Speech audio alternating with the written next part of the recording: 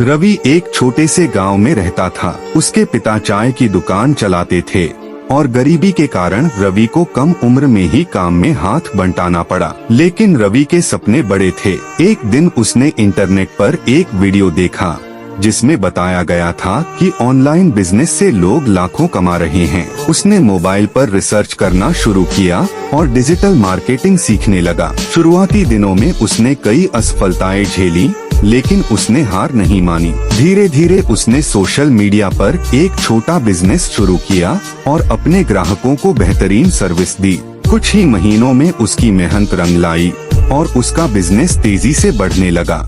आज रवि करोड़ों की कंपनी का मालिक है और उसने अपने गांव के कई युवाओं को रोजगार भी दिया है। रवि ने बताया कि अगर हार ना मानो तो हर काम मुमकिन है।